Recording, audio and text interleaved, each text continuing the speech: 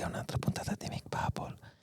Oggi in compagnia con me a presentare questa puntata, come spesso ormai avrete visto, Filippo Carloni H. Fisci. Ciao Phil. Ciao a tutti ragazzi. Hai visto quello lì? Hai visto quello lì che sei tig? Vuoi già salutare l'ospite o... No, teniamo ancora un po' di suspense. Ok. Ci troviamo qua ai VRS Studios per un'altra puntata. Siamo pronti a presentare il nostro un neolaureato campione del mondo direttamente da Sant'Ermete in Sant'Arcangelo. Voglio dei dettagli in più. Con il numero 62 da Sant'Arcangelo, Stefano Manzi. Buonasera. Buonasera Mig. Ciao Stefano. Ciao Steve, ciao, come stai? La prima domanda è sempre quella da Mick Bubble. È scritta lì? Cazzo. Ok. Allora ti posso rispondere. Posso rispondere. Confermo. Sto molto bene. Mi sono laureato, come hai detto, fresco campione del mondo in Supersport. E un obiettivo che inseguivo da tanto. Gli ultimi 2 anni avevo finito secondo sempre nel mondiale Supersport, quindi riuscirlo a vincere è stato fantastico. E infatti oggi ho anche portato il mio casco celebrativo qui in studio. Tu che sei local, il famoso cimelo. Il cimelo, questo è un grande cimelo, grazie infatti. Quindi adesso poi ho fatto anche i primi test con la Superbike, sempre a Jerez dopo l'ultima gara. E quindi anche quello grandissima figata perché è veramente bello. E basta, fatemi un'altra domanda perché sto arrivando corto, non so più cosa dirvi.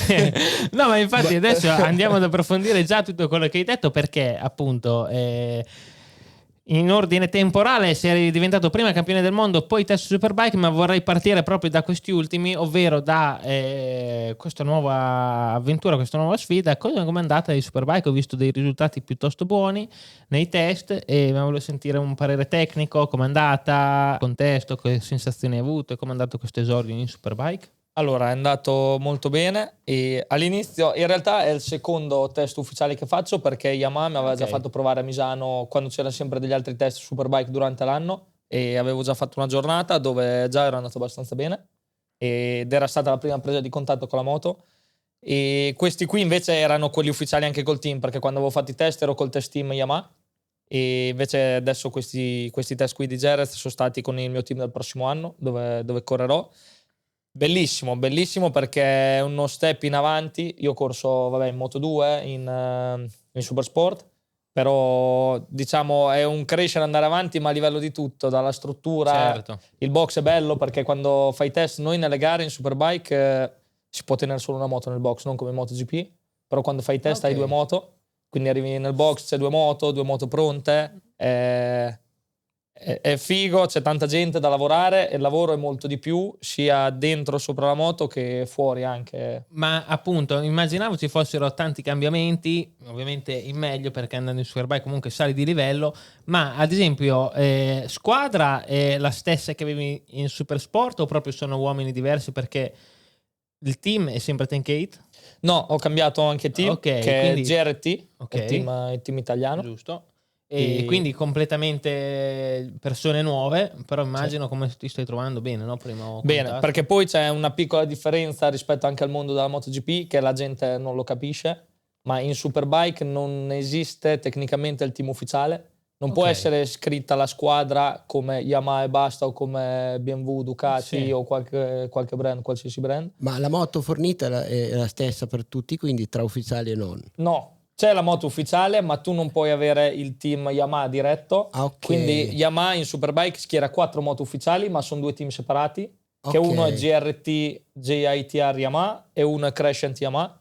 E quindi sono 4 moto, ma sono tutte e 4 moto ufficiali scritte ufficialmente. Perché poi al campionato ti puoi scrivere come team ufficiale o come team privato. Che c'è la classifica indipendenti. Certo. Non so se adesso c'è anche in MotoGP questa cosa qui. Sì, c'è l'indipendente. E quindi Yamaha schiera 4 moto ufficiali e tutti e 2 i team sono iscritti come ufficiali.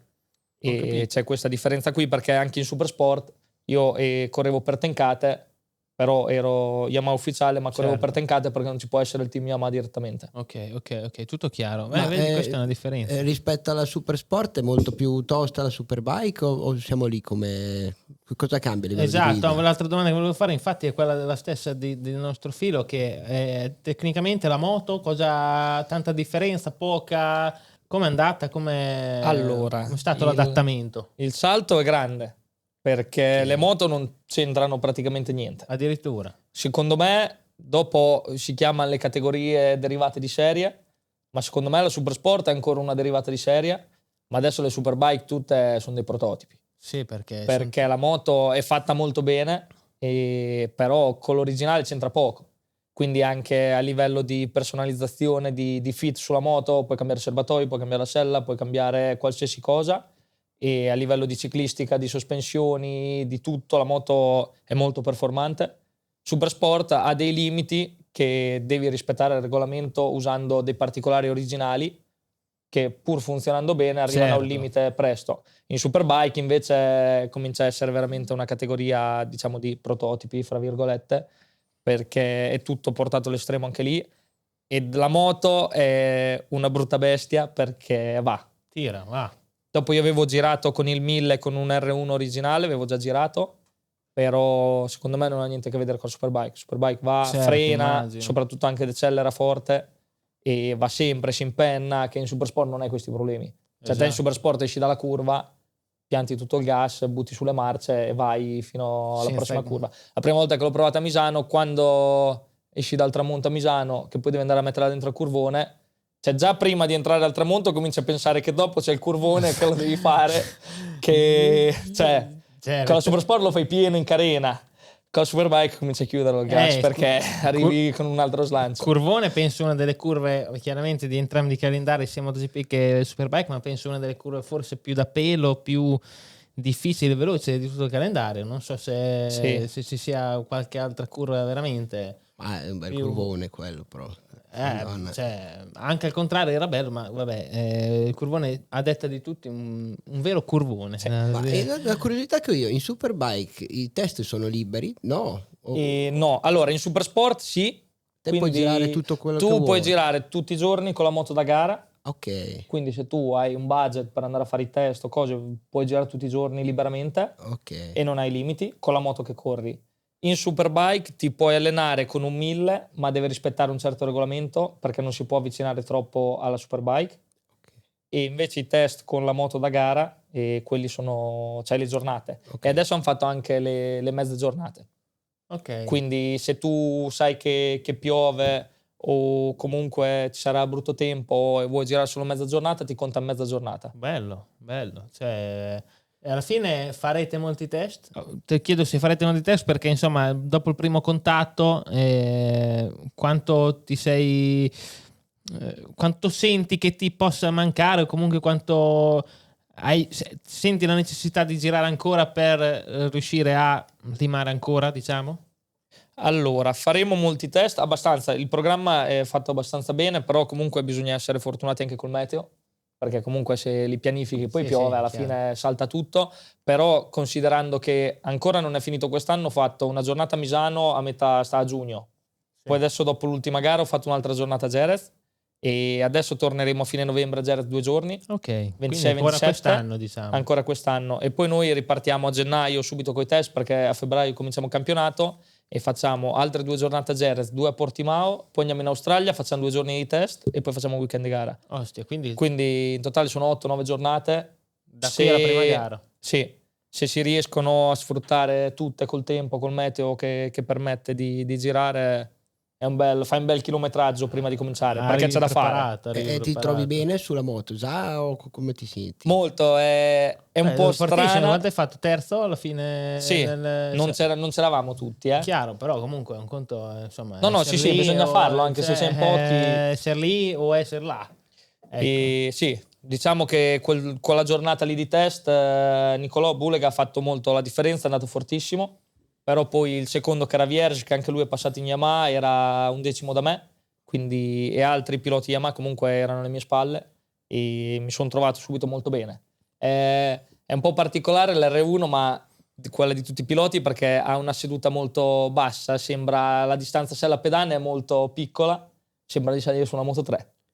È corta, sì. io che ho le gambe abbastanza lunghe, c'hai il ginocchio in alto, dici ma da sopra è quasi scomoda quando ci sali da fermo, però poi quando parti funziona bene. Sì, funziona molto bene. Mi sembra di capire che chiaramente tra R9, R6 ed R1 si parla di uno step tecnico bello avanzato, e che tu mi insegni che è quasi un prototipo, ma anche dal vivo, appunto, se guardi le Superbike comunque davvero rispetto a quelle da strada, cioè hanno le stesse parti ma super tirate, nel senso carbonio, tutte alleggerite, compagnia bella.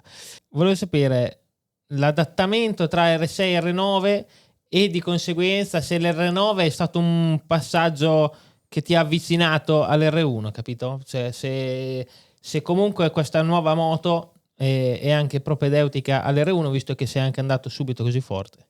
Mi piace questa domanda perché è la più gettonata del momento quando sto facendo le interviste, se fra R9, R1 o R6 R1 il passaggio è più grosso, perché all'inizio, torno un attimo indietro, io ho corso 2 anni con l'R6, finendo 2 anni secondo, battagliandomela al mio meglio, però l'R6 diciamo era la vecchia Supersport, adesso si chiama Supersport Next Generation, che è come l'R9 o comunque altre moto. E la domanda quando hanno presentato l'R9 che mi era stata posta era: va più forte l'R6 o l'R9? Perché all'inizio nessuno ci dava una lira all'R9. Non era, non era scontato. E adesso invece la domanda è diventata: ma il passaggio fra R6 R1 e R9 R1? E allora, partiamo dal fatto che l'R6 è una moto mitologica, secondo me. Ha fatto veramente la storia. Chiunque l'ha guidata, tu l'hai guidata, e mi ricordo anche quando eravamo insieme in Academy, che andavamo a girare con l'R6 pomposa tutti insieme. Io guidavo la Moto 2, che era un prototipo, ma c'erano altri piloti che guidavano la MotoGP e non ho mai visto nessuno scendere dall'R6 e dire sta moto fa schifo. Cioè, nonostante uno guida una MotoGP, che è il massimo della tecnologia, poi prendi un R6 che è una moto che ha 20 anni, la guidi e dici, beh... Il famoso davanti dell'R6 che a detta di Paso, che salutiamo, ciao Matti, ciao Paso... a detto di Paso, il davanti dell'R6 mostruoso, allucinante, devastante, bellissimo. È vero, perché comunque, come tu ci stai insegnando, appunto, un gran davanti, gran moto, vero? Sì. Poi ho usato, quelle lì erano R6 poi originali. Ho avuto l'onore di correre per Tenkate adesso 3 anni, e quando sono montato la prima volta sull'R6 di Tenkate... Ancora meglio. Ho detto, Dio, cosa fa sta moto? Cosa devo fare? Cioè, era qualcosa di immaginabile, una moto... Perché appunto spiega bene che qui gli appassionati sono interessati come può migliorare ancora un R6 che può essere da normale a quella da competizione in Supersport? Allora, innanzitutto ho menzionato Tenkate perché nella Supersport, nel mondo Superbike, è un team fuori di testa. Hanno vinto con me il 13° titolo mondiale, quindi sanno, diciamo, fare 13 solo in Supersport? Sì, poi mi sa uno in Superbike. Adesso non so se la conta era con quello da Superbike o no, non mi ricordo. Però anche uno in Superbike hanno vinto. Comunque, insomma, tanti. Hanno vinto tanto. E cioè loro a livello di ciclistica, preparazione motore, perché poi Supersport ha il motore preparato, ma soprattutto a livello di ciclistica, nonostante sei limitato perché molte parti devi usare quelle originali, hanno sempre quella finezza, quel qualcosa nel preparare la moto che... Cioè, quando la guidi dici, Dio, sta moto... Che li rende Tenkate piuttosto che qualcun altro. Esatto. Cioè, è difficile anche spiegare, perché uno ti dice, ma Tenkate cosa fa rispetto a un altro che... Sono quelle... Sì, quei dettagli, quelle robe, quella magia, diciamo, che hanno in più quei team di riferimento, come può essere, non lo so, un Leopard in Moto 3, cioè, nel senso... Quei team, un Aio in Moto 3, quei team che tutti gli anni da sempre comunque sono sempre team di riferimento, e un motivo tanto da qualche parte ci sarà, nel senso che quando va male fanno secondi nel mondiale, mondiale, cioè, stagione deludente, secondi, terzi, capito? E infatti io lì da Tenkate sono arrivato, ho fatto 2 anni secondo, e gli ho detto, dopo sapevo che facevamo anche il terzo anno insieme, gli ho detto, ragazzi, mi dispiace, adesso ci proverò perché non voglio essere l'unico che viene da voi e non vince, perché poi sono stato su in Olanda da loro, tra l'altro dopo capisci anche perché queste finestre, perché c'è un capannone, un reparto corse bellissimo, e vedevo tutti, anche quando salivo sul camion c'era l'albo d'oro con tutti Vincitori. gli anni, con scritto il nome del pilota che aveva vinto, gli anni, così sia in hospitality che sul camion officina dietro nei box. Tutte le volte che salivo era fermo al 2022 con Egerter che avevano vinto, il 23-24 avevo fatto secondo io, e poi dicevo che dai, delusione, non secondi. voglio essere l'unico a non vincere il Bertencata, e poi quest'anno alla fine ce l'ho fatta a portare a casa il titolo. Ma cosa ti mancava con l'R6 rispetto alle super sport di nuova generazione, rispetto alla Ducati poi sostanzialmente? Allora, cioè, la differenza è che in questa categoria adesso il balance viene fatto esternamente. Ovvero, spiegaci bene. Allora, Che senso? una volta la categoria era 600, tu correvi con la moto 600 derivata di serie, la Yamaha, l'Honda, quella Kawasaki, quello che erano. La cilindrata doveva essere 600 per tutti e poi tu potevi fare le modifiche secondo il regolamento e chi era più bravo a lavorare aveva la moto che andava più forte, vinceva le gare e via dicendo. Per far entrare tutti i marchi nella categoria e far correre più marchi e fare, diciamo, aumentare l'interesse della categoria, è stata inventata questa regola della Next Generation. Quindi Yamaha per gli scorsi 2 anni era rimasta con l'R6, Kawasaki anche col 600, Honda col 600, ma Triumph aveva il 765 che è il motore che usano in Moto2. Sì. Di una moto che di serie esce naked poi. Quindi una moto che non esiste per strada, perché tu per strada compri la naked, in pista corre la carenata con i manubri. La Ducati aveva la V2 che era 950, l'MV aveva l'F3 che era 800. Quindi hai cilindrate diverse, ma naturalmente devi portare tutti. L'R6, non so, di serie partiva che aveva 120 cavalli, Gli altri la Ducati che 950 ne aveva 150. Chiaro. Dopo l'R6 la potevi preparare, però quei cavalli lì non Dura da voglia 30 cavalli, preparare, insomma. E diciamo anche, e quindi facevano questo balance che è stato fatto in più modi negli anni, perché io ho corso 4 anni in questa categoria fatta così, e secondo me non arrivi mai a avere tutti contenti, perché o tiri da una parte o tiri dall'altra, e quindi non so, tipo prendiamo la Ducati, usava il motore standard e poi aveva una riduzione che loro quando danno tutto gas nella moto vanno all'86%, 85%, adesso i numeri non me li ricordo preciso, però comunque vanno a meno del 100%, e viene fatto sto balance ogni 3 gare. Ok, cioè, ma in base a cosa però? Ecco, esatto, su cosa si allora, il balance, allora diciamo la FIM, la Dorna, l'organizzatore, ha un'acquisizione dati sua, quindi te sulla moto prendono una per ogni brand di riferimento. Per fortuna per Yamaha ero io il più veloce sia con l'R6 che quest'anno, quindi avevo un'acquisizione simile, sempre la 2D come quella che si usa, e loro a fine turno venivano a prendere la chiavetta.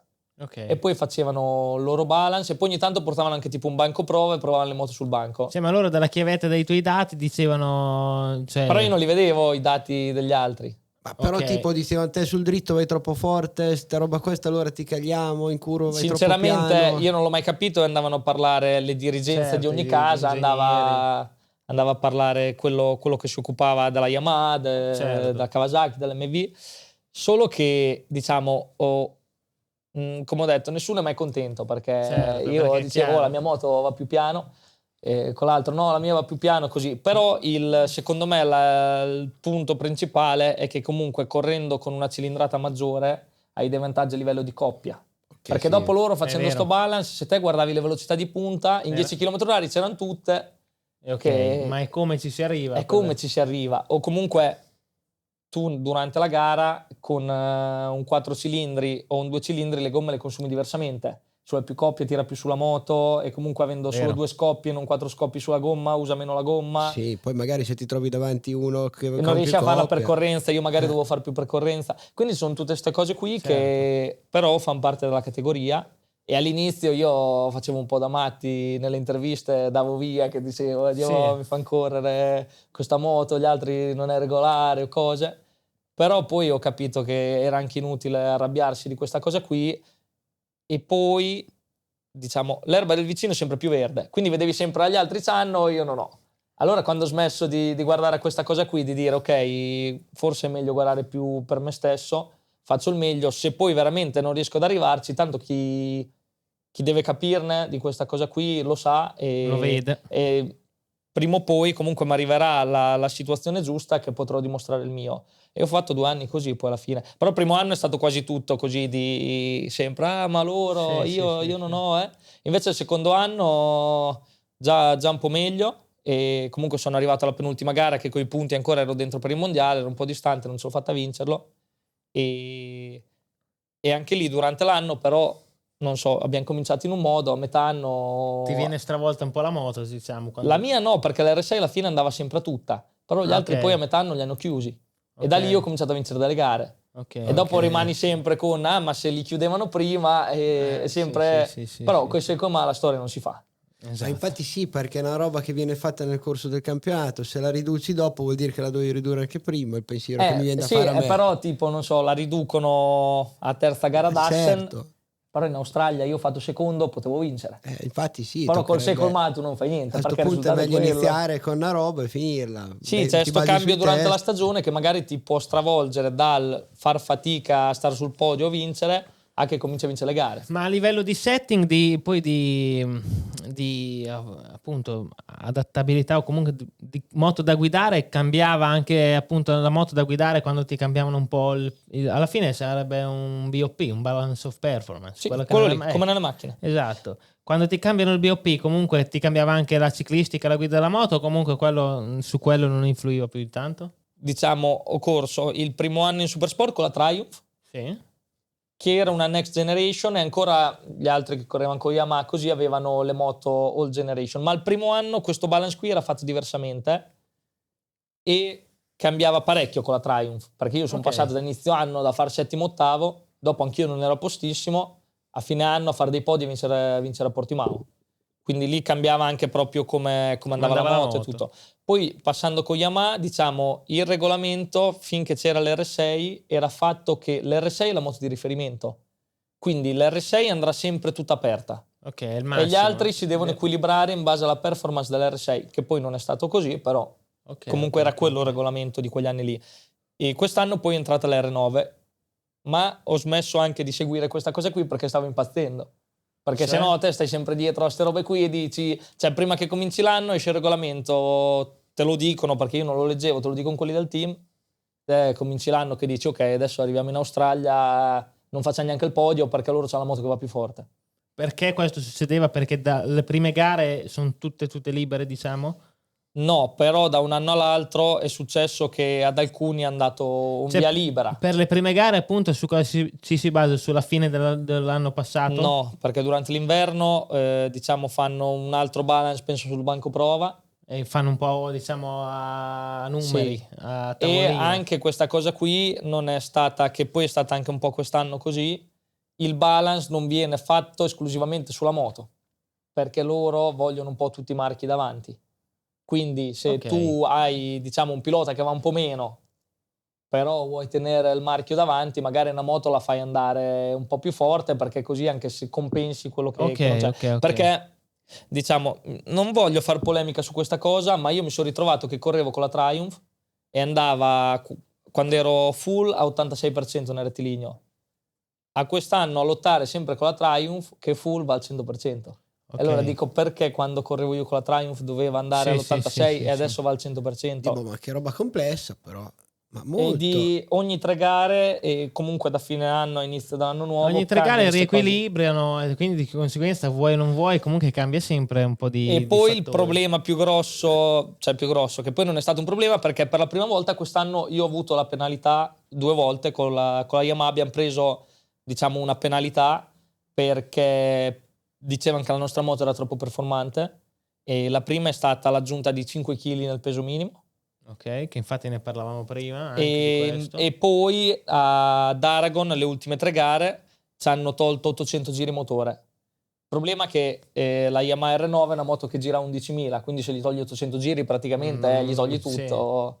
E quest'anno per la prima volta, tipo con l'R6 negli scorsi 2 anni, non ho mai avuto penalità perché non era la moto riferimento. Quest'anno con l'R9 abbiamo avuto queste 2 penalità anche perché c'erano troppe R9 davanti. Cioè ce n'erano 4 e dicevano ma vanno tutte bene con molti piloti, quindi è la moto che va così. Non era propriamente così, perché poi dando queste penalità diciamo si è rimasti in 2 che ci giocavamo comunque il mondiale, che eravamo primo e secondo nel mondiale, che siamo rimasti sempre davanti. E le altre 9 invece sono finite più indietro. Ma così però perde anche un pelo di senso testare le robe, allenarsi sulle robe, perde anche un po' di motivazione dietro, no? Per la casa è brutto perché tipo Yamaha ha investito molto per fare questo progetto e arrivare e cercare di vincere subito, e ha investito e ha fatto una bella moto. E c'è riuscita. C'è riuscita, solo che per il prossimo anno cosa fai? Che già ti hanno penalizzato. Cioè te durante l'inverno adesso lavori, porti materiale nuovo, pezzi nuovi. Se lavori da fare cosa sostanzialmente? Poi magari fai la prima gara che vai così e poi dopo ti dicono vai troppo forte, ti dobbiamo penalizzare. Quindi magari fai delle gare sotto performance, ma dopo ti ridanno quello che magari ti hanno tolto, o ti danno anche ti danno la possibilità di avere anche di più? Allora, chiamarlo penalità è sbagliato, io lo continuo a chiamare penalità, ma è sbagliato, perché è un balance. Sì, è il balance, loro rifanno il balance delle moto secondo loro. E sì, cioè nel senso... Ti possono anche ridare dopo, in base un po' come... Mi sembra che quest'anno ci hanno tolto 800 giri, che questo fa, diciamo, un po' ridere, perché ti tolgono 800 giri e poi dicono... No, forse te ne abbiamo tolti troppi, te ne ridiamo 200. Ok. Cioè, allora, perché non ne hai tolti 800? Devono vedere anche loro poi effettivamente che risultato... Perché il problema è che non riesci sul banco prova a testare questa cosa qui rispetto a un andamento dinamico della moto. Perché se fai un balance sul banco prova di tutte le moto e poi vai in pista, non funziona così. Esatto. Però te magari sei in lotta per il mondiale, puoi perdere un weekend intero. Sì, e loro sostanzialmente tornano da te a dirti pazienza, sai cosa fanno? I punti non te li danno di sicuro. Però la mia fortuna di quest'anno è stata che eravamo a giocarci il mondiale 2 Yamaha. Quindi qualsiasi cosa poteva succedere, come le penalità così, arrivavano anche lui. Quindi alla fine non eravamo contro un altro brand, perché se eravamo contro un altro brand ci penalizzavano a noi e poi potevano essere problemi. Sì, è tutto un nivellamento, un mescolamento di carte che comunque... Cioè, lato mio non mi piace perché secondo me la categoria, se è 600, 800, 900, 1000, quello che è, la cilindrata è quella lì. Poi se te lavori meglio è giusto che è il motore che va più forte, se lavori peggio sono problemi tuoi. Un po' alla vecchia, però il lato, diciamo, organizzativo e un po' di tutti è che così hai tutti i brand, perché in Supersport veramente ci sono tantissimi brand. E quindi anche per i piloti è buono perché comunque molte case investono, prendono lo stipendio, alla fine è un lavoro anche, quindi riescono anche a vivere o comunque prendere un bello stipendio avendo tutti i brand lì. Sì, è tutto spianato. Sì. Tutto chiaro, bella analisi sul BOP di Supersport, devo dire. Io adesso a questo punto vorrei quasi un po' cominciare a parlare proprio dalla base. Ovviamente tutto il tuo background, come hai iniziato, ci sono dei video su YouTube fighissimi, che te da piccolo, una cosa che mi sono ricordato riguardando un po' di video è che te da piccolo eri super magro, piccolino, e quindi mi ricordo un sacco di volte di gare in cui eri costretto a mettere molta zavorra. Poi alla fine sei diventato tipo uno stangone di 2 metri e quindi facci un quadro su tutto quello che come hai iniziato, perché hai iniziato col cross, poi no, ricordo, fai tutta una panoramica su chi è Stefano Manzi, fino a quello che è arrivato insomma a vincere il mondiale Supersport. Allora, Stefano Manzi è il terzo di 3 fratelli, quindi il più piccolo. Ok, pensavo che me ne foste 2, infatti mi ricordavo. Siamo in 3, 2 maschi e una femmina. Già, ecco perché è giusto. Mio fratello Alex, che tra l'altro ora è il mio preparatore, mi segue alle gare, quindi lavoriamo insieme. E lui è del 91, mia sorella è del 96, la Naomi, e io sono del 99. Quindi c'è 8 anni fra me e mio fratello e 3 fra me e mia sorella.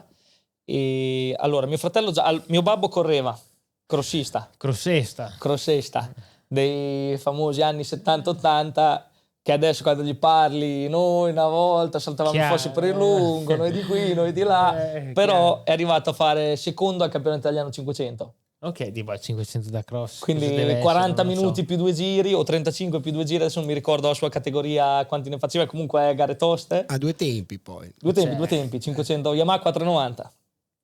Quindi... una moto che ogni sgasata è un cazzotto nella faccia, forse. Botte, briscole. La Madonna. Infatti mi parlava, quella volta gli approcci così, allenamenti 2 volte al giorno in moto. Quindi si girava al mattino poi quella volta era più libero, si poteva girare tipo... Avevamo di famiglia una pensione sul mare con la spiaggia privata lui d'inverno faceva la pista da cross, girava in spiaggia, nessuno gli diceva niente perché Ti quella poteva. volta poteva. potevi farlo, se lo fai adesso ti legano, Ciao. ti mettono dentro e buttano via la chiave. Buttano via anche la sabbia della tua tua pensione al spiaggia. mare. Cioè. E quindi mio babbo crossista, che purtroppo finì la carriera abbastanza presto per gli infortuni, lo scafoide, quella volta non c'erano le operazioni con le viti o le placche e non, diciamo, quando si è rotto lo scafoide non si è più risaldato, quindi non riusciva più a guidare. E poi con mio fratello cominciò subito con le minimoto. Perché infatti aggiungo io una cosa, cioè all'inizio, cioè Alex, pilota anche Alex. Pilota vero fino a campionato spagnolo 125, campione europeo italiano minimoto, comunque Certo. quella volta si faceva minimoto 125, Esatto. uno che comunque il gas lo sapeva dare. Che una volta era incredibile, comunque davvero lo step era minimoto e poi salivi subito sulla 125. Poi Gran non Premio. le minimoto da adesso che sono le midi moto che sono freni a proprio- dischi sì, idraulici, quella sì. volta c'erano le minimoto che minimoto vere e poi dopo a 12 anni, 13 Aprilia GP che Honda 125, comunque un saltone sì. incredibile. Quindi lui correva già e vinceva. Io mi ricordo, c'ho delle foto da piccolino che andavo già alle gare quando si andava poi quella volta con le famiglie, tutti coi camper, tanto l'hai vissuto anche te. Certo. E ho cominciato anch'io abbastanza presto col mini cross. Dopo io avevo le moto di mio fratello lì in giro e avevo sto Suzuki 50 che è una moto che tra l'altro adesso sono riuscito a recuperare, la mia originale. Cioè tipo l'avevi venduta? Ce l'aveva il babbo di Lorenzo Savadori, Pensa a te. perché il fratello di Lorenzo ha qualche 1 o 2 anni in meno di me, siccome siamo ancora tutto amici di famiglia, e quando avevo finito di usarla gliel'aveva chiesta per far iniziare il fratello di Lorenzo e ce l'aveva ancora lui, che tra l'altro mi ha detto che ha fatto iniziare un sacco di bambini e ce l'ha ancora tutta originale La moto per iniziare. e me l'ha ridata veramente. lo scorso inverno.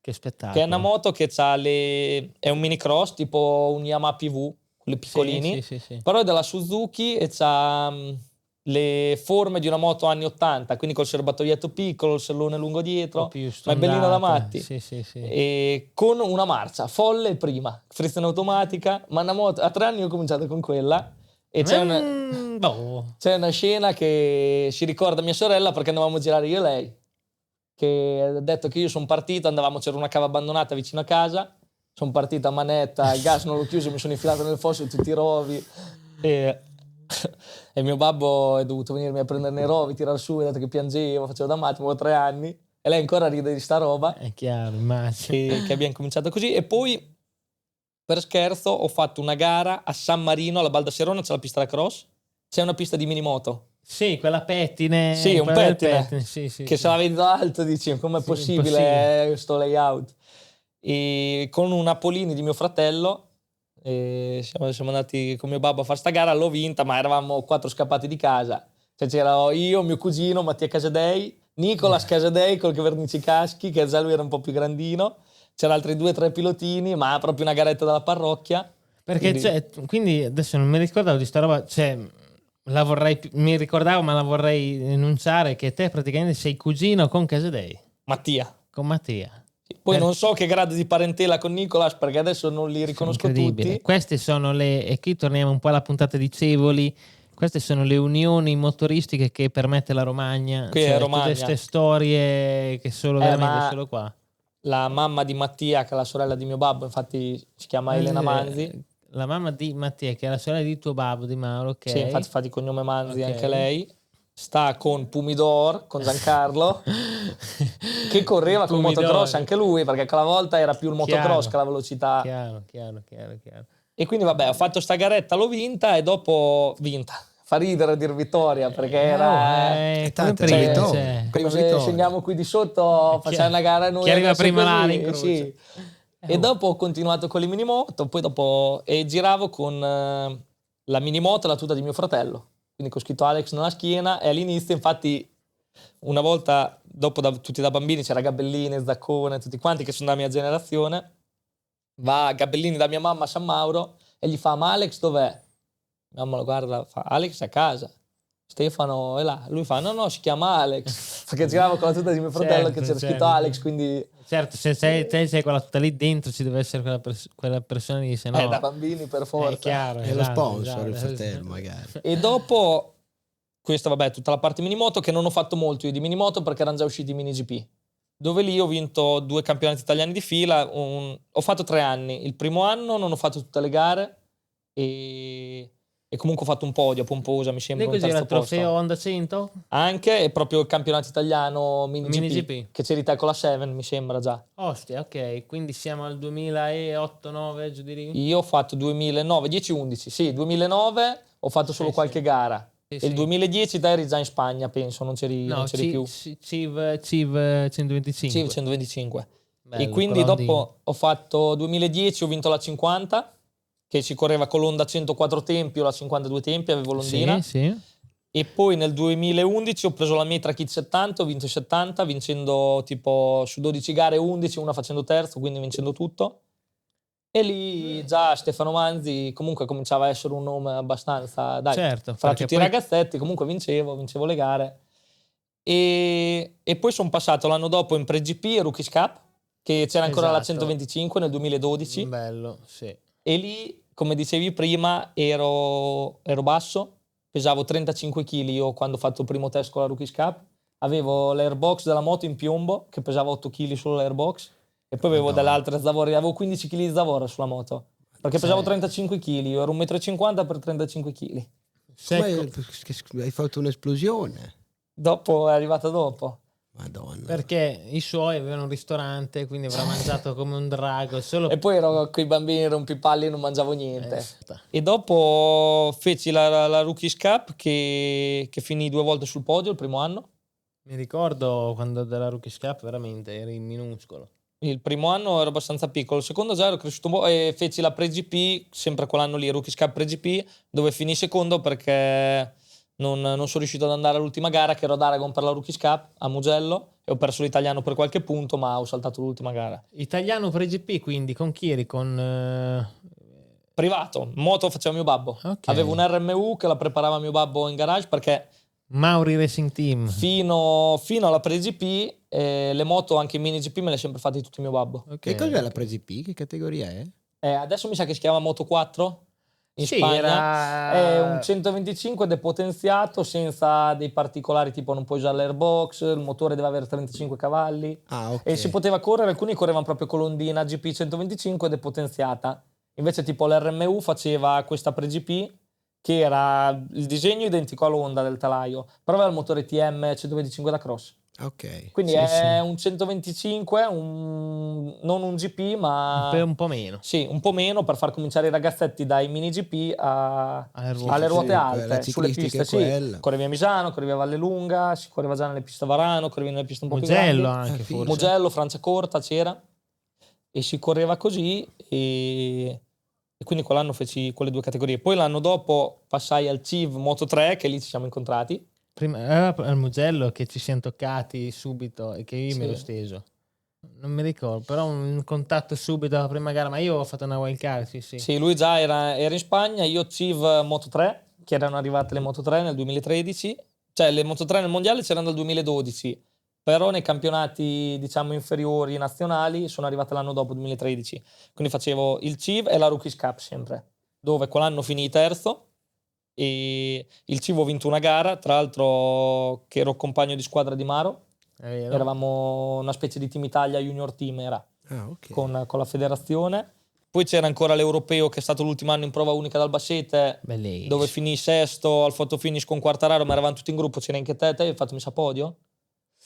Te eri lì Che anno davanti, era? 2013. Mi sa che è arrivato secondo o terzo te, che l'ha vinto Anica.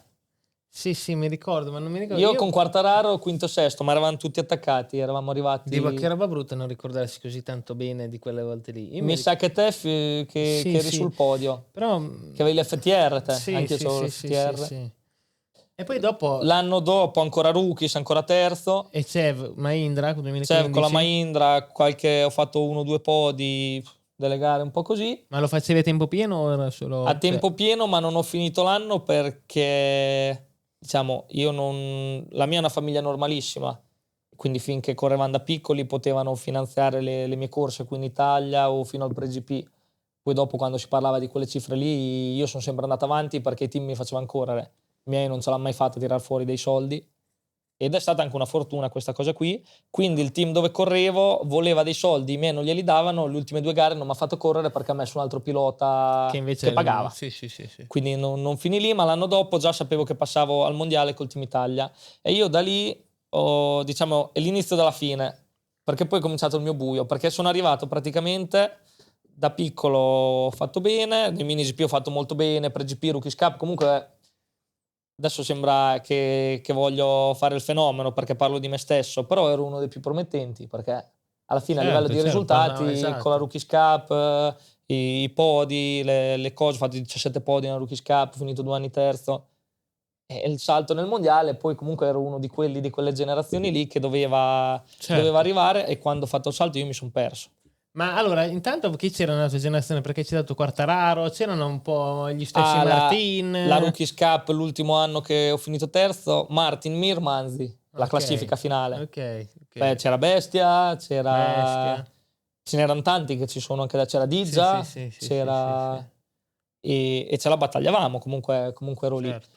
Quando ho fatto il salto nel mondiale invece mi sono un attimo perso, sia per una situazione come era gestito il team, che lì quegli anni lì per fortuna la federazione adesso si è un po' ripresa, ma quegli anni lì non è che si sia, diciamo, comportata troppo bene. Sì, così almeno dico sì, ma per racconti insomma ricevuti. Cioè io l'ho vissuta di persona, diciamo che l'anno non è andato benissimo e tutto, mi riconfermano avevo 16 anni, ero arrivato comunque con dei buoni risultati, al mondiale non avevo fatto benissimo, mi confermano, poi a dicembre mi chiamano e mi dicono sei a casa perché prendiamo un altro pilota che porta la valigia sempre.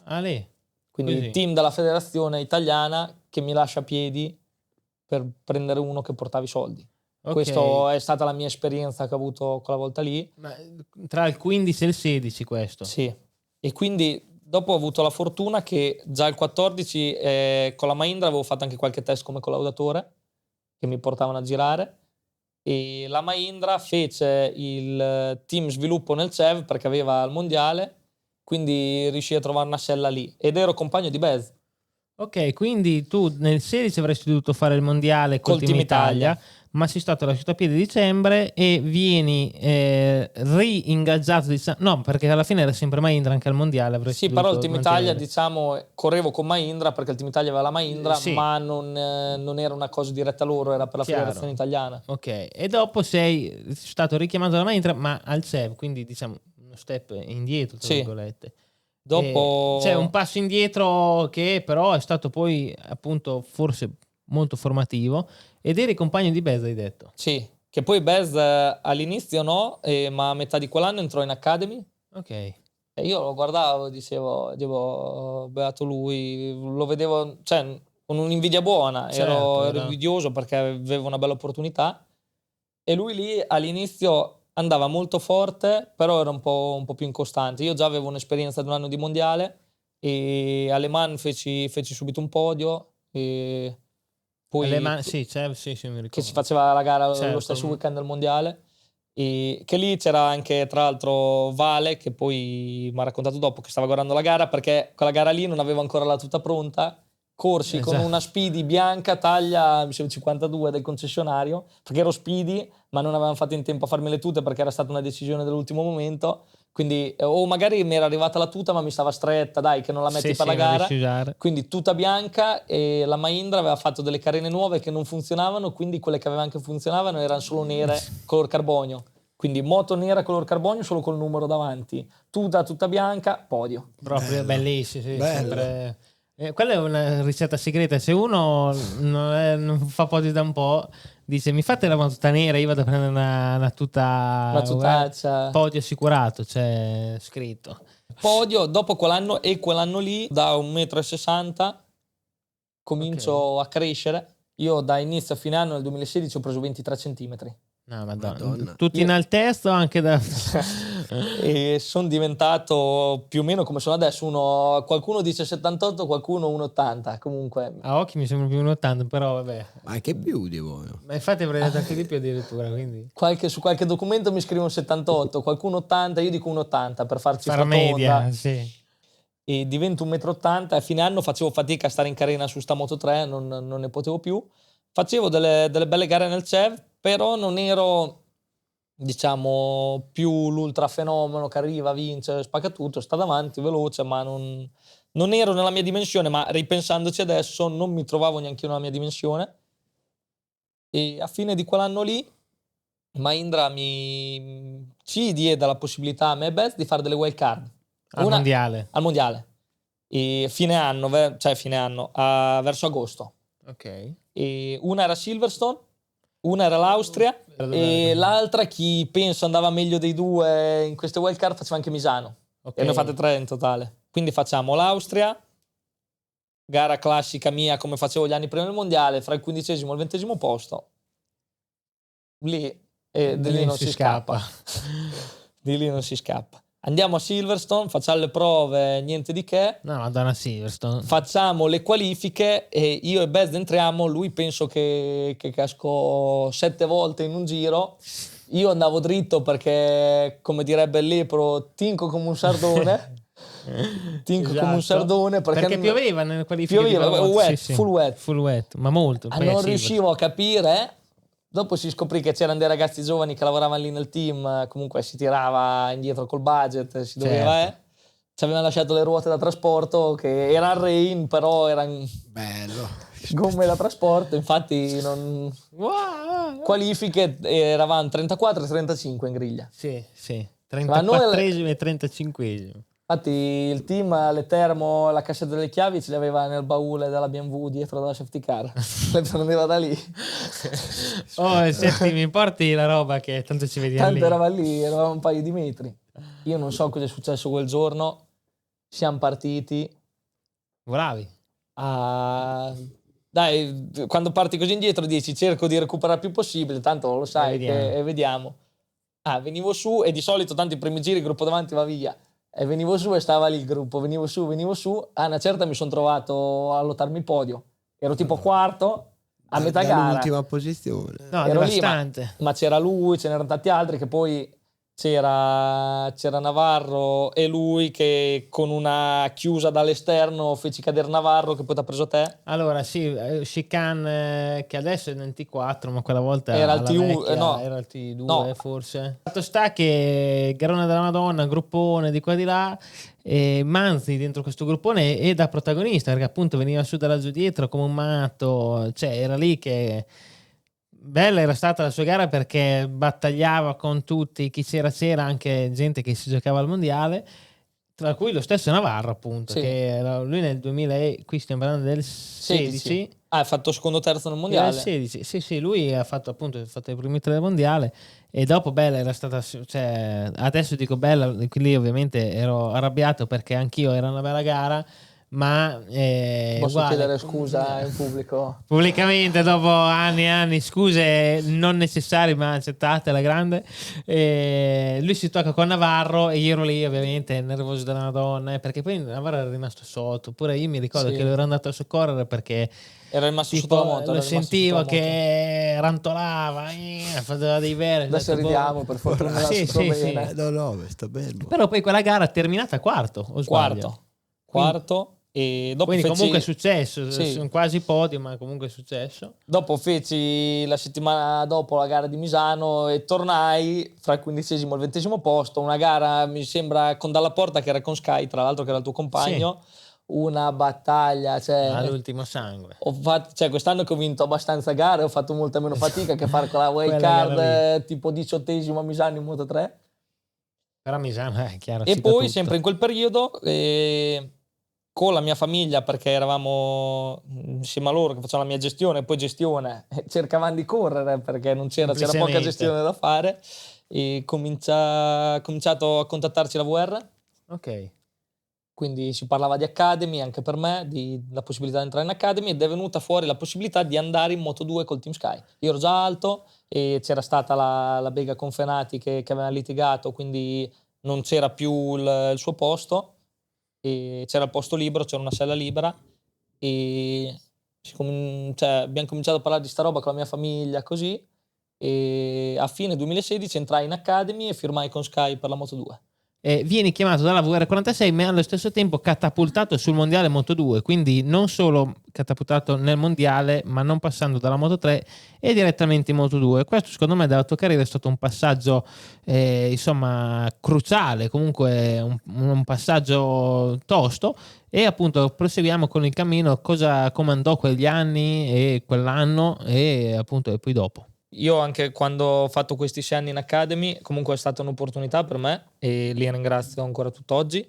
Non è stata la mia dimensione. Io Certo. in questi 6 anni non sono riuscito a trovare la mia dimensione, ma ogni tanto viene scritto robe giusto Chiaro. per fare il titolo. Sì. Ma Qui a Make Bubble trovi la giusta espressione per quello che è veramente stato. Sì. No, perché mi dispiace anche comunque persone che mi hanno aiutato, che magari leggono, si sentono dire che parli altre male, cose, certo. Non è bello. Però comunque sì, ho cominciato questo percorso e ad oggi, a posteriori, dico non è che non ero pronto, ma non mi rendevo conto delle cose. Chiaro. E sono stati anche gli anni in Moto 2, poi Sky, poi ho fatto 3 anni con Forward e un anno con Pons, dove non ho trovato la mia dimensione, ma non ce l'avevo neanche prima in Moto 3. Ed ero un po' un cavallo pazzo, anche non so se ripenso coi miei genitori così, che cercavano di aiutarmi. Io non è che non volevo fare le cose. Allora, finché prima del mondiale ero quasi più professionista anche fuori dalla moto. Poi ho avuto quegli anni dell'adolescenza dove veramente sembravo impazzito, ma non è che non me ne rendevo conto. Però ma se sembrava qualcuno, la cosa, cioè te la sì, sentivi così.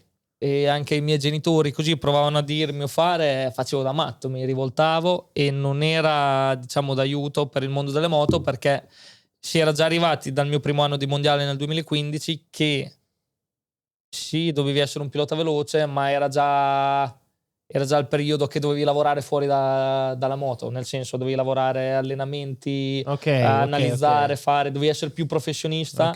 Fuori dal mondo delle moto, non era più solo monti su, guida, diciamo, vai c'era anche altro. E arriverà tutto. Era ok, vai, arriva bene, non arriva perché non sta arrivando, cosa devi fare? Ma anche se arriva, lavora, fai. Certo, Io quello niente. Nonostante era anche diciamo un bel ambiente nell'Academy, perché vedevi altri piloti, ma non riuscivo a cogliere quella cosa che poi anche deve essere una vocazione che ti viene da dentro, perché finché uno te lo dice da fuori e te non hai voglia di fare una cosa, te non l'assimili questa cosa. Quindi mi frequentavo, mi allenavo con tutta gente che otteneva anche risultati a livello mondiale, vabbè, con Valentino, ma anche con tutti gli altri che hanno vinto, vincevano i mondiali, e c'eri te comunque che andavi forte. E quindi non riuscendo ad assimilare questa cosa, io continuavo su sta linea, sia dentro che fuori dalla pista, che era sbagliata, ma te lo dico adesso.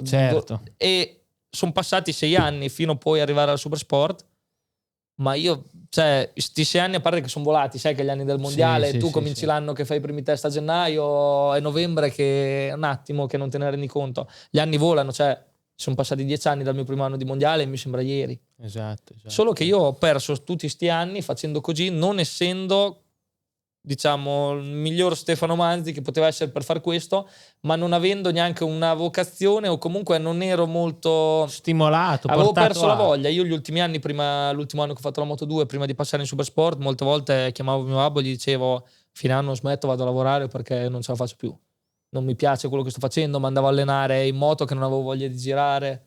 È importante, cioè, questa presa di consapevolezza. Io, diciamo, ero perso come persona prima che come pilota. Cioè, ovviamente. Quindi non trovavo la mia dimensione, non riuscivo, non facevo qualcosa che mi piaceva, e secondo me anche molta differenza di uno sportivo professionista, ma uno sportivo che poi arriva anche a eccellere nel suo, e anche la passione che ci mette nel fare una cosa. Certo. E io non ne avevo, cioè non c'avevo voglia di farlo. Non c'era la benzina per portare avanti la cosa in una certa maniera. Non c'era, e poi quindi continuavo sempre così, come se dicevi ok, ho toccato il fondo, e invece continuavo ad andare giù, non era un pozzo senza fine, non finivo mai. E il tempo passava e le persone intorno mi dicevano le cose, io non le assimilavo, fino a che siamo nel 2022, ero già passato in Supersport con la Triumph ed ero ancora sotto VR. E verso metà stagione più o meno mi chiamarono per comunicarmi, perché era il periodo che scadevano i contratti nostri dei piloti della VR, e per comunicarmi che non sarebbero andati avanti con me, però potevo finire l'anno comunque, E quando Però, me l'hanno detto, sì, ti avevano comunicato che il rapporto con il management a fine sarebbe dell'anno fermato. terminava. E mi ricordo che chiamai mia mamma, i miei genitori, quando stavo tornando su, che tra l'altro vivevo ancora con i miei genitori, e stavo tornando su a casa, le chiamai e mia mamma mi ha detto: adesso è ora che tiri fuori le palle, se vuoi andare Vabbè. avanti. Mia mamma. E gli ho detto va bene, ma ero un po' spaesato perché dopo 6-7 anni che sei sotto Certo, un'organizzazione certo. non sai neanche cosa c'è fuori perché sei sempre stato lì. Quindi all'inizio ero un po' spaesato. Ho finito l'anno, comunque poi con la Triumph da lì in Anche poi bene, ho alla ottenuto fine. dei podi così, ma qualcosa cambiò in quel momento. Come se Il famoso click. quel famoso click mi venne una vocazione da dentro per certi aspetti che mi fece cambiare prospettiva e punto di vista su tutto, ma da dentro le moto a fuori al mio lifestyle normale. Certo. E da lì, dopo, durante l'inverno, rimasi a fine anno con la Triumph e diciamo correvo a gratis, mi dovevo pagare le trasferte, non percepivo niente, ma non avevo neanche sponsor. Quindi a fine anno gli chiesi se nel rinnovo si poteva avere uno stipendio o comunque una copertura delle spese, perché fino a quel momento certo. vivevo coi miei, non pagavo per correre, ma non ero pagato, quindi era una spesa per i miei genitori. E Che comunque andava certo in prima o poi soluzionata, diciamo. sì, diciamo io con i miei genitori anche sono molto schietto, arrivati a quel punto lì loro hanno fatto di tutto per farmi provare a correre, a fare il professionista, però a una certa ho cominciato anche io a dire ok, non sto guadagnando, voi siete una famiglia normale, non mi potete mantenere tutta la vita, vado a lavorare, ci abbiamo provato. E i miei genitori mi hanno sempre detto noi non vogliamo il rimpianto che non abbiamo spinto fino in fondo per farti fare questa vita. Quindi mi trovai con la Triumph che gli feci questa richiesta e mi dissero no, prendiamo Tuli perché fa gli stessi tuoi risultati in Supersport, un finlandese, e ci porti i soldi lui. Tuli, che tutti ricordiamo, si chiama Niki Tuli, Niki. detto Pani. Io ho sempre chiamato Pani. Perché? Tuli Pani. Ah, Questa è fine, graziosa. Sì. Questa è fine. Aspetta che trovo il tasto. Dio buono, interessante. Di livello. Risatina goliardica. Sì, C'è anche il ghiaccio c'è anche il ghiaccio per la freddura. No, questo è un po'. Era un po' così questa, sì. era un po' da grilli. Tuli Pani, però secondo me la gente che durante la puntata dopo la puntata ci ripenserai a Tuli Pani, vabbè. E Ok. quindi eravamo verso la fine e era novembre, io non avevo più una sella, ero già indirizzato ad andare a fare lavoro, che scrivono anche questo nell'intervista, lo mettono dappertutto, e mi sarebbe piaciuto andare a fare gommista in un'officina a casa, lavoro manuale, perché io ho la terza media e dopo seguendo le gare così non sono andato avanti con gli studi. Moltissimi. E quindi mi sarebbe piaciuto fare un lavoro manuale, mi piace darmi da fare, comunque a casa garage, smanovrare motori, cose, mi piace la manualità e volevo andare a fare gommista. Quindi a novembre del 2022 management cambiato, comunque non rinnovato, team uguale, situazione insomma instabile, ma con un click che era arrivato, con che era un click arrivato. acceso, Te diciamo, lì che stato switchato. d'animo avevi lì per lì, proprio in quel periodo lì, a novembre che volevi andare a fare il gommista? Io lì ancora, quindi stavo a casa dei miei, mi pagavano la palestra. Ah beh sì, è vero. Che dopo finendo con la VR, che andavo giù in palestra a Pesaro, Devi trovare una palestra, sì, una palestra a Rimini, allenarti. quindi riparti. Poi c'era mio fratello che lui faceva già il preparatore atletico per una squadra di triathlon. Lui Ok. ha corso in moto, dopo si è laureato, ha fatto il suo percorso in scienze motorie e allenava dei ragazzi a Rimini, tra l'altro anche forti, delle ragazze e dei ragazzi della giovanile. Quindi il piano era, se troviamo una sella, L'allenamento lo faccio io. sì. Il buon Alex Manzi, che ci tengo a salutare, grande Alex. Ciao Alex. Da piccoli si diceva guarda che il Manzi buono e quell'altro è, Sì. è un grande Alex Manzi, ma un altrettanto Stefano. E allora dopo ero in contatto e abbiamo fatto l'ultima gara in Australia. Presente che c'è il corner pub dove fanno la festa tutte le domeniche sere? Non avevo neanche i soldi per comprarmi un drink, però andai a questa festa. Che qualcuno si trovava. Dai. Sì, dai, scroccare due drink Sì, e fare un po' di balotta, visto che tanto andava tutto male. Poi tra l'altro mi giocavo o il quinto o il quarto posto in campionato con la Triumph e in gara 1 sul bagnato mi sono steso alla 4, in gara 2 mi hanno steso alla 4, quindi finito Viva la sesto. 4. E lì giù c'era il team Tenkate, che loro molto professionali, ma anche alla domenica sera sono molto professionali, che vincono anche lì. Ok. Quindi Tenkate non lo Top batti. team anche lì. ok. Tenkate ti batte la domenica pomeriggio in pista, ma anche la domenica sera al bar, lì ti battono comunque. Grandi. E c'era il team manager Kervin, che io sapevo chi era, ma non lo conoscevo, era diciamo più di là che di qua. Forse è stato lì la... E gli ho detto, se mi dai una sella il prossimo anno, perché Tenkate aveva già preso il primo pilota che era Navarro, che veniva dalla Moto2. Sì. E se mi dai una sella il prossimo anno io ti vinco il mondiale. Ah, lì, grande. E lui, mamma, finita lì. Io sono tornato a casa. Hai lanciato il sasso, Sì. però, intanto. Poi dopo si è smosso un insieme di cose che tutti mi hanno detto, che prova a sentire Remo di Pata, Remo Sì. Gobbi, perché sponsorizza la Yamaha, sponsorizza tutti, io non lo conoscevo. E gli ho mandato un WhatsApp, che di solito non risponde mai al telefono, adesso siamo Sì, in buonissimi sì. rapporti, ma se mi mandi un WhatsApp lo devi chiamare. Io saluterei il Salutiamo grande Remo, ciao Remo. Remo. Remone, grande. Ciao Remo. E gli mando un WhatsApp, gli dico, mi sponsorizzi, e gli dico sta roba di Tenkate, cioè sarebbe Tenkate, gli servirebbe del budget. Che Pata era già sponsor di Tenkate? Nel passato sì, ma in quei 2 anni lì, Ok. che erano, perché Tenkate sono stati fermi degli anni. Poi Ok. è ricominciato con Egerter, Ok. ma non erano sponsorizzati. Poi si è messo Remo, quindi diciamo Tenkate ha fatto ok, ti diamo una sella perché volevano prendere Bradley Smith, ma era troppo grande e non gli davano l'iscrizione alla Dorna. Ok. Quindi c'è stato un incastro di robe.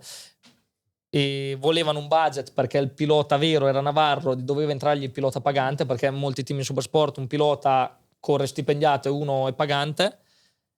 Gli mandai questo messaggio. Poi si mise di mezzo Dosoli, Andrea Dosoli, che lo ringrazio, salutiamo. Ciao, Grande Andrea, Dosoli, grande Andrea. Anch'io. che lavora in Yamaha, è nelle dirigenze della Yamaha, e lui lo conobbi quando facevo con la Mahindra il collaudatore, perché lui È lavorava vero, in perché lui lavorava in Mahindra Mahindra, è vero. e si ricordava di me.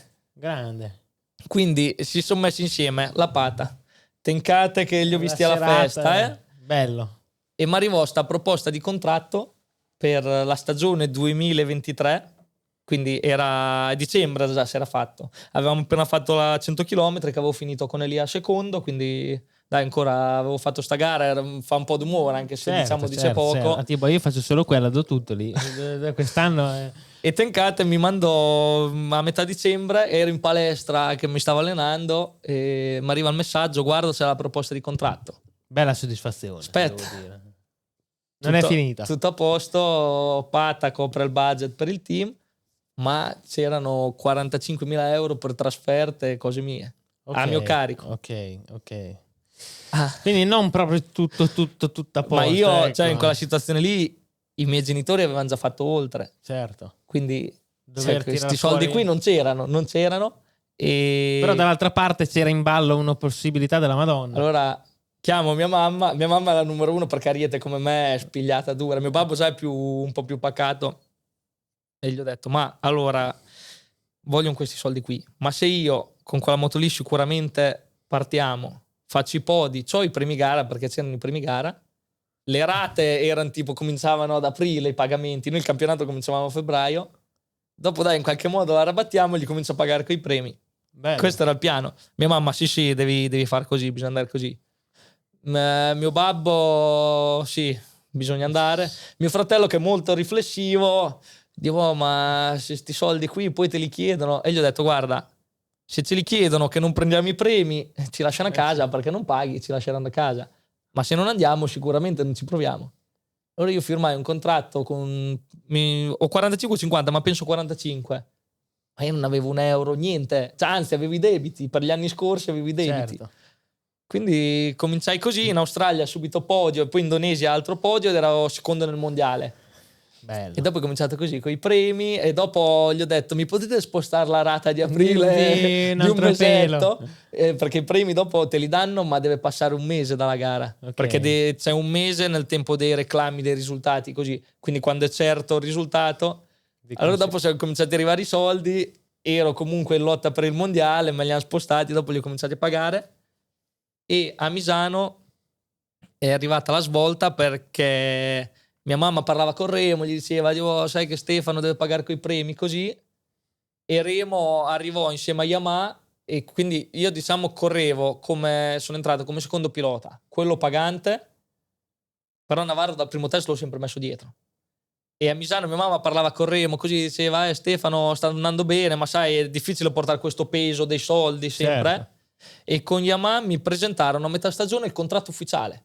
Io in lei. Supersport retroattivo, cioè una roba mai vista, perché Yamaha Retroattivo che partiva da inizio, cioè? da inizio anno, nel senso, cioè Yamaha poteva tranquillamente farmi finire quella stagione perché tanto era già tutto fatto e presentarmi il contratto l'anno ufficiale dopo. per l'anno dopo. Invece mi presentò un contratto ufficiale con Yamaha, col mio stipendio, con i miei bonus, con tutto, a metà stagione, ma valido da quell'anno lì. Che spettacolo. Ok, quindi hai ricevuto poi anche quello che avresti, cioè che con E questo nuovo contratto... E tramite Remo ho ricevuto i soldi per coprire l'altra parte di tencate che mancava. E Yamaha ha cominciato a stipendiare, avevo i miei premi e quindi ho cominciato poi a chiudere i debiti, perché avevo anche i debiti Certo. degli anni prima, perché sempre, sì, prendevi qualcosa, ma era più quello che spendevi che quello che... Certo. E quindi lì, ed era ancora lì Stefano Manzi e suo fratello che hanno cominciato a lavorare così. Questa è una storia che onestamente così nel dettaglio non sapevo, ma molto molto bella veramente, e No, che è figo, davvero. sottolinea comunque l'investimento sull'impegno su se stessi e sul crederci anche nei momenti davvero difficili, mi viene da dire. Te sei sempre stato difficili. convinto, sempre stato sul pezzo. Sì, perché diciamo, ero convinto perché poi, come vi ho detto prima, quando ero in Moto 2, Moto 3, che ero, diciamo, perso, non mi trovavo nella mia dimensione, non lo facevo con piacere, cioè andavo alle gare, però... Non eri neanche portato a sforzarti fino a un certo punto. Da quando ho fatto quel click, anche andare in moto, andarmi a allenare, sempre una gran voglia, sapevo quindi dove potevo arrivare. Prima, cioè, fra il dire e il fare è difficile perché lo devi dimostrare, però quindi con questa convinzione sono andato avanti, ho portato avanti questo mio valore e dopo è stata un'escalation di cose, perché dopo quando ho ricominciato da zero con mio fratello, all'inizio eravamo io e lui, poi non so, al giorno d'oggi ci vuole il fisioterapista, il nutrizionista, cioè all'inizio non avevo niente, ma quell'anno lì non avevo neanche le moto per allenarmi, io andavo in palestra, andavo alle gare o ai test col team. Quindi dopo è stato un ricostruire, quindi con i primi soldi che poi ho cominciato a prendere, prima chiudi i debiti, poi comprati la moto d'allenamento, poi magari vai dal nutrizionista che comunque ha un costo, poi fai quello. Quindi è stato, diciamo, un ripartire da zero, dover ricostruire. Però, diciamo, il momento chiave è stato quando Yamaha poi mi diede una mano grossa. Poi dopo Yamaha a metà anno mi ha dato una moto, un R6 da allenarmi. Quindi Yamaha mi ha aiutato tantissimo con il supporto di Dosoli, ma tutta la Yamaha da dietro. Meritato eventualmente. Quindi io dal 2023, che diciamo, come ho detto prima, non puoi avere il team ufficiale lì, ma io ho un contratto con Yamaha dal 2023 e adesso l'ho rinnovato fino a fine 2027. Io sono contento se un ragazzo, un giovane dice tipo Varamanzi, nonostante abbia avuto dei debiti già scritti di 40-50 mila euro, eppure per la passione, per la voglia, per la convinzione, per i propri valori si è voluto gettare nonostante tutto. È una scommessa. Ha fatto una scommessa non banale, proprio per niente, devo dire. Però no, mi viene da dire, te hai fatto un click e sei andato forte. Sai qualche rimpianto del tipo, se lo facevi nel mondiale, potevi fare di più con l'attitudine attuale? Secondo me sì, e infatti anche questo che racconto quando parlo, perché ogni tanto qualcuno mi chiede, mi fa... Secondo me, allora, di piloti che sanno andare forte ce ne sono una marea. Però la differenza fra quello che vince da subito, secondo me il campione, quei pochi che ci sono, è che loro, non dico questo click che ho fatto io, comunque il click ce l'hanno già a 16 anni. Quindi loro entrano nel mondiale che sono già così. Io sono entrato nel mondiale che, passatemi il termine, ero un cazzone perché non avevo l'attitudine giusta. Cioè, l'ho avuta da bambino, perché torno indietro da quando ho cominciato, mio babbo vedeva già molto avanti, perché io tipo, tu quando cominci da bambino, i ragazzini corrono con le minimoto, girano solo con le minimoto e vanno a scuola. Non vai in palestra. Da bambino. C'è altro. Io da bambino facevo minimoto, minicross, poi ho fatto 2 anni di nuoto agonistico, poi ho giocato a basket, ho fatto ginnastica anche, perché mio babbo mi ha sempre affiancato alle moto un altro sport che non era il mio sport principale, ma come forma d'allenamento, e infatti da bambino ho ottenuto molto. Non so perché questa professionalità che avevo già da bambino, che ero molto devoto e dedicavo molto a questo, poi con l'adolescenza mi è andata via, Ma perché è Ma normale. forse arrivare al mondiale ti dà l'idea che sei già arrivato? Non mi ha dato quell'idea lì, però diciamo mi è andata via questa attitudine che poi è stata quella che mi ha rovinato negli anni e mi è tornata secondo me con questo click qui. Quindi ero molto, diciamo, professionista da bambino, molto cazzone da adolescente. E di nuovo quel click che poi da adolescente probabilmente Sì. ti ha portato a maturità, a Secondo me uomo. la differenza è qui, perché in moto, diciamo, il famoso talento, quello che non cioè, che uno ha, comunque la dotazione, secondo me in moto ho sempre saputo andare, perché se mi metti su una moto, mi dici pronti via, mi metti fra 100, non penso di sfigurare molto, perché sul pronti via sono sempre stato molto veloce. La sensibilità è tante quella. Sì, però dopo fra il pronti via c'è il lavorare, il fare per andare avanti, che se non lo fai rimani lì sul pronti via e gli altri dopo andavano avanti, io beh, rimanevo certo. indietro. Ho una massima che racchiude questo discorso: il lavoro duro batte il talento se il talento non lavora duro.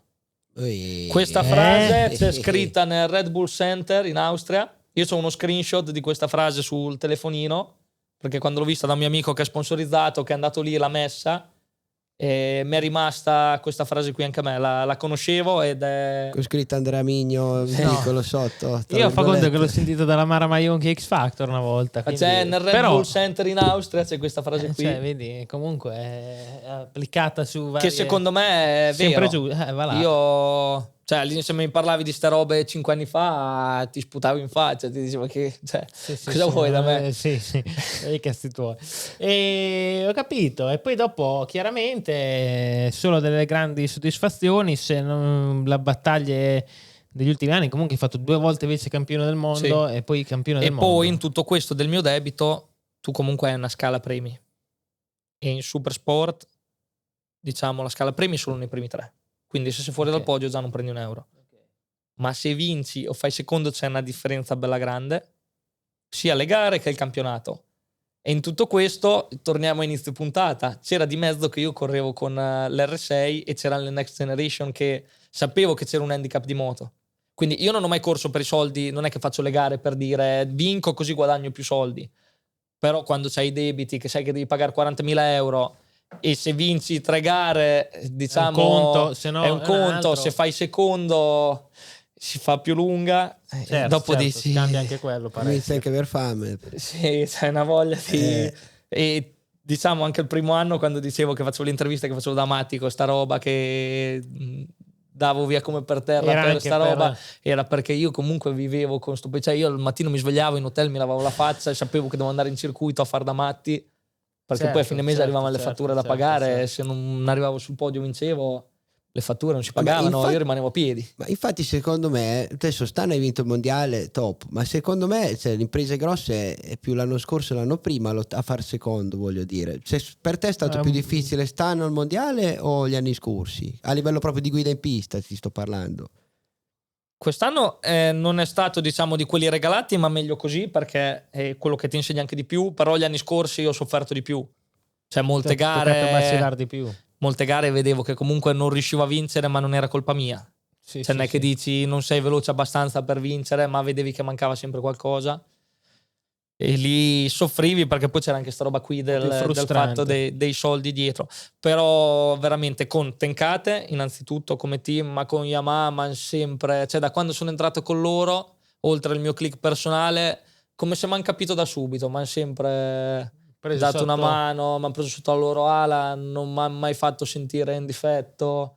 Quello è stato molto importante per me. Grazie anche all'esempio ricevuto da Bulega, quello che stiamo vedendo adesso, nel senso che ha fatto un percorso anche lui simile al tuo, nel senso che dal mondiale Moto2 è venuto in Supersport, ha vinto il mondiale Supersport, adesso in Superbike da 2 anni facendo bene, ed è addirittura riuscito a diventare il futuro tester MotoGP Ducati, e addirittura adesso Mark si è fatto male e lo sostituirà nelle ultime 2 gare. Quindi un ritorno comunque diciamo in grande spolvero di nuovo di là nel paddock del motomondiale e in MotoGP. Quindi la mia domanda era se grazie ad aver visto questa cosa veramente attualissima, è uscita oggi la notizia, se anche a te ti apre, ti sta aprendo qualche scenario, se nel futuro diciamo ti si possa presentare una cosa del genere. Allora, partiamo dal fatto che la MotoGP chiaramente è quella che un pilota chiaro. quando cominci in minimoto cosa ambisce? La MotoGP. La MotoGP. Chiaro. Tanto è il top, è come la Formula 1 nelle macchine. Chiaro, come Uno- Serie A, il calcio, tutto. Esatto. Uno punta lì al Viene massimo. visto un po' il nostro campionato, un po' il nostro paddock come la Serie B. Anche No. se sì. Non so se descriverlo come Serie B, perché una volta anche in Supersport era quello che fa 20esimo in Moto2 che non trova più la sella, va in Supersport, vince il mondiale facile. Adesso qualcuno che ha fatto i podi in Moto2 è venuto in Supersport, Sì. non è stato nei primi 10, Sì, cioè comunque sì, ha fatto sì. fatica. E altrettanto adesso un'altra cosa che mi piaceva affrontare è che il mercato Moto2, Superbike, ma anche MotoGP si è Una attivato volta molto. era compatto, poi si è distaccato e adesso sembra che è tornato. Esatto, perché adesso verranno Dixon, verrà Canet, Sì. ci sono un po' di movimenti dalla Moto2 ad esempio alla Superbike, Quindi- per far notare che comunque sono ambienti di Che possono alto comunicare, livello, sì, ma- di alto pari livello. Sì, sì. Dico, lo spero perché tu ambisci la MotoGP. Io nella mia carriera ero, diciamo, indirizzato in quel campionato lì perché correvo in Moto2, comunque dopo la Moto2 c'è la Certo. MotoGP. Non ho ottenuto i risultati, non ho fatto quello che dovevo fare, comunque sono passati in Supersport. Il sogno di provarla almeno mi rimane. Chiaro. Però già quest'anno mi sono salito in Superbike. Poi devi essere anche molto fortunato con gli incastri e io diciamo sono in un punto buono, perché per andare in MotoGP se corri in Superbike col team privato Chiaro, è molto difficile. chiaro. Se tu corri già con una Yamaha come faccio io o come Nicolò corre con la Ducati, Esatto. è già C'è un più collegamento comunicante più... la sì, cosa, sì, c'è, sì. c'è più collegamento. più vicini.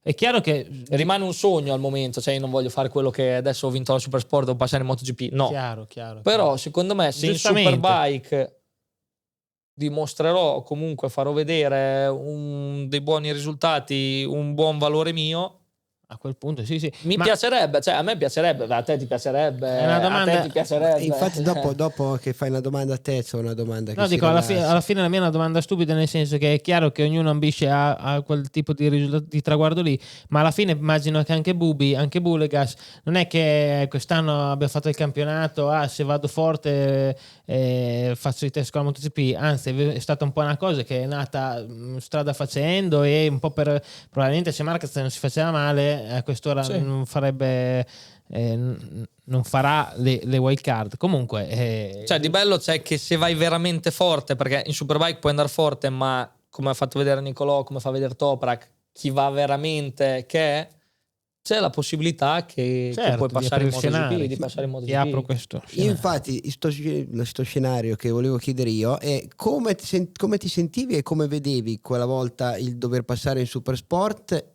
e come vedi oggi il fatto che sei dovuto, è cambiata la tua percezione della Supersport e della Superbike? Molto, moltissimo, perché abbiamo saltato una parte nel 2021, facevo ancora la Moto2 con Pons e Dosoli chiamò la VR che allora era il mio management perché fra una gara e l'altra la Moto2 che eravamo a casa c'era un team, il team francese Yamaha, un team in Supersport che corre con le Yamaha che aveva un pilota infortunato, visto che non aveva ancora una sella mi volevano far provare sta Supersport perché Yamaha mi voleva in Supersport ma dall'inizio, prima che passassi con la Triumph.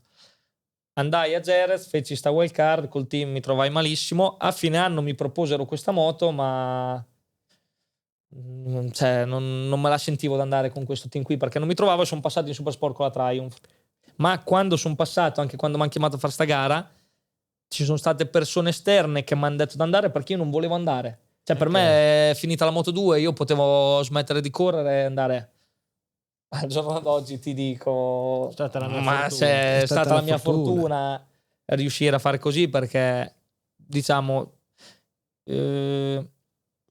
qualcuno se ne accorge tardi quando è finito, qualcuno se ne accorge prima e qualcuno se ne accorge presto. Io me ne sono accorto a metà che diciamo stavo prendendo una rotta sbagliata, ma con l'età che avevo e con tutto che si è incastrato sono riuscito a, diciamo, non è che adesso voglio dire mi sono rimesso proprio dritto perfetto, Però l'hai però raddrizzato. sto raddrizzando la mia curva e questo anche grazie alla Supersport, ma all'inizio non ci volevo andare. Bello, veramente affascinante, bello, sono veramente contento Stefano di tutte queste storie che hai raccontato. E un'altra curiosità, cosa ti aspetti da Toprak che andrà in MotoGP? Bella domanda, perché a guardare così da fuori come guida lo stile non si adatta alla MotoGP. Secondo me la MotoGP se è staccata alza la ruota dietro così la fermi quando sei contro guardrail.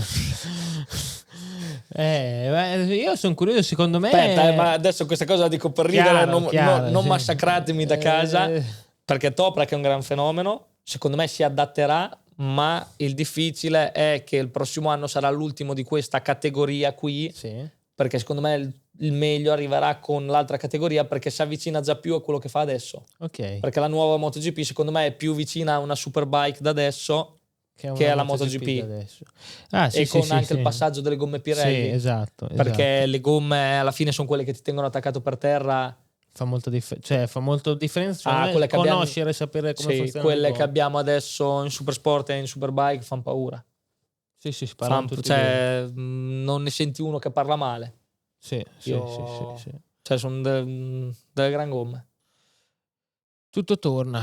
Ho un'altra curiosità, credo, su Toprak. No, perché anche Bulega comunque è andato forte nei test e comunque se tanto manca tanto... un topic importante però, Eh? nella carriera, un evento, dai. Un evento... Quando ti hanno fatto un fallo... Ah, ok, sì, ma ne parlo molto volentieri perché è vista, cioè tipo ho vinto il mondiale e le testate giornalistiche ripartono dal 2018 quando Fenati gli tirò la leva, ma io non ho paura di dirlo e diciamo con Romano non c'è mai stato un grandissimo rapporto, non siamo mai stati troppo amici.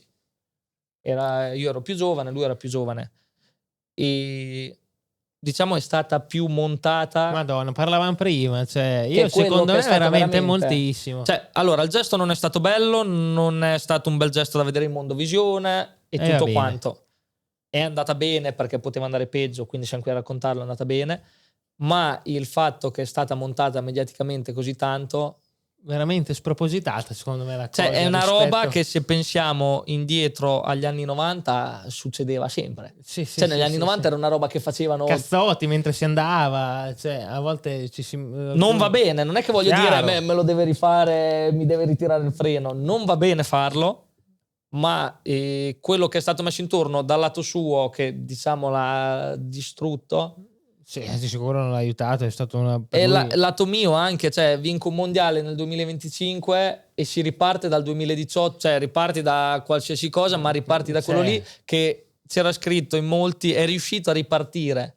Ma in realtà per me non è mai... ok, è successo quel gesto, la gara è finita così, ma non è che è un punto chiave della mia carriera che dico, quella cosa lì... Sì. Quindi... È stata montata più di quello che si doveva, non è un gesto da fare, ma il cinema che c'è stato intorno è stato spropositato. Sì.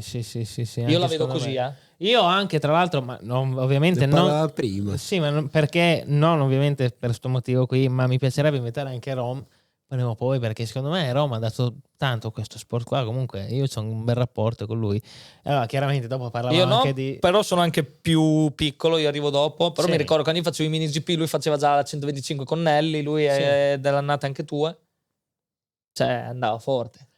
Anche poi io avevo i suoi dati perché quando facevo il campionato italiano con la Moto 3 ero il Team Italia, lui era il Team Italia, quindi io vedevo i suoi dati a Misano e Mugello. Sì. Cioè gli dava delle smanate di gas con l'FTR, andava indietro nel tempo, le rampe del gas. Le rampe di dritte come un grattacielo. Ho fatto il primo test a Valencia col Team Italia, io Maro con questa FTR e loro erano stati lì a girare.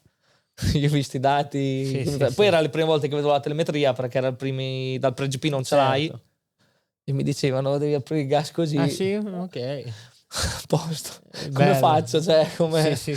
Che quindi gli dava gran manico. Sì, gran saluto, ciao Rom, grande. Saluto da Mick Bubble. Facciamo un po' di... Cosa? Com'è quello il microfono? Vogliamo fare un po' di SMR. Dai. Allora, vogliamo fare la chiusura in SMR. Allora dai che butta via la testa, fra un po' si parla ancora così. È una chiusura che merita la voce, a grande voce, merita una chiusura degna questa bellissima puntata. Ti ringrazio a nome mio e di tutto il nostro staff, Steve, di essere passato a Mick Bubble, quindi grazie davvero. Grazie di avermi invitato qui perché per me è un onore ed è stato un piacere potermi raccontare, spero di aver fatto una cosa carina, di aver detto qualcosa di bello. Veramente curioso e fresco, veramente. Ma adesso la chiusura finale Perché sto ASMR? Com'è stata l'entrata? Faremo la chiusura in SMR, quindi ragazzi non dimenticate di seguirci, anche se sta cosa andava detta all'inizio. Lunga perché Sì, andava detta all'inizio, quindi devi seguirci se parli però sopra, dopo già non si sente un cazzo, se parli anche sopra. Allora, dovevate dire all'inizio di seguirci su tutti i nostri canali, io vi ringrazio. Si può sentire, non si può sentire. Un'altra puntata di Mick Bubble, ragazzi. Oggi Stefano Manzi con noi, come sempre Phil Carloni. Questo è Mick Bubble, succede qua. Ciao a tutti, grazie, ci vediamo sui canali. Ciao a tutti, è stato un piacere. E grazie a Fra. Ciao a tutti. Grazie, alla prossima. Bello.